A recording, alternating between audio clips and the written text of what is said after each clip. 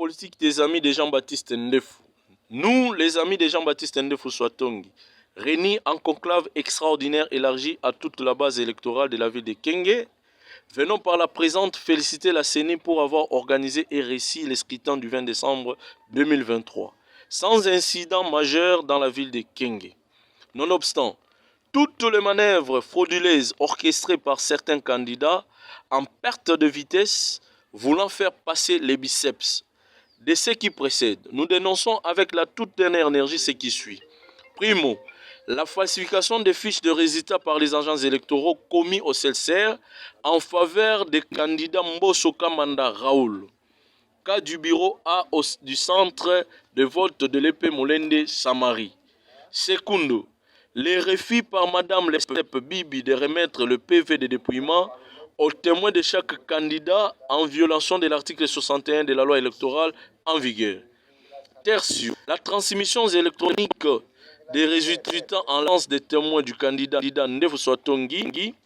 la prise en otage de tous les services de sécurité qui pourtant sont apolitiques au profit d'un candidat ayant lamentablement échoué au scrutin du 20 décembre 2023. Et étant au courant de toutes les réunions obscures et manœuvres dilatoires qui se tissent au CEP, en intelligence avec les autorités sécuritaires précitées et quelques agents de la CENI en vue de manipuler les devs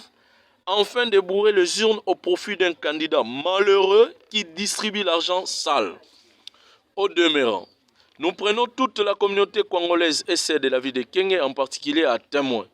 car notre candidat Jean-Baptiste Ndefou Swatongi a été élu à la majorité écrasante, selon les fiches de résultats de tous les 67 bureaux de vote qui comptent la circonscription électorale de la ville de Kenge à notre possession. Cependant, nous appelons au chef de l'État Fachi Beton, président relié à la majorité écrasante,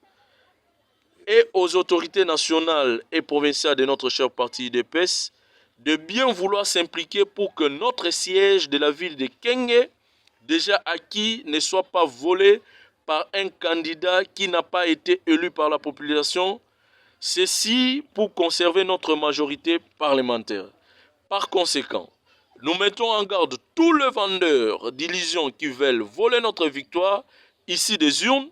faute de quoi nous en tirerons toutes les conséquences fâcheuses qui en découleront. Que vive la démocratie, que vive l'UDPS, que vive la province du Kwango, que vive la ville de Kenge, fête à Kenge le 1er janvier 2024. Je dis et je vous remercie.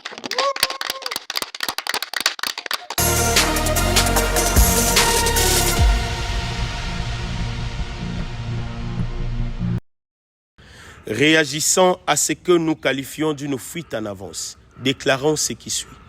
Raoul Mbosso Kamanda est l'un des rares candidats, sinon le seul, qui a su préparer son élection par la redynamisation de ses différentes bases électorales doublées d'un travail de terrain. Raoul Mbosso Kamanda a, pendant la période préélectorale et électorale, non seulement sensibiliser la population à se ranger derrière lui, mais aussi appeler celle-ci à voter massivement pour le président de la République, son Excellence Félix-Antoine Tshisekedi Tshilombo, Fachi Beton, candidat unique de l'Union sacrée, ce qui n'a pas été le cas pour le candidat Ndefou qui n'a pas assumé son choix en tant que candidat national de l'Union sacrée, mais a préféré battre campagne pour le candidat président de l'opposition numéro 21. Plusieurs tentatives de fraude et de bourrage des urnes de la part du candidat Ndefou ont été stoppées net grâce à la vigilance de nos témoins, notamment à Samari. Monsieur Ndefou, dans sa casquette de directeur et ancien syndicaliste à la fonction publique, s'est opposé aux réalisations du chef de l'État Félix-Antoine Tshisekedi Tshilombo au Kwango, en se faisant passer comme seule autorité qui a octroyé le numéro matricule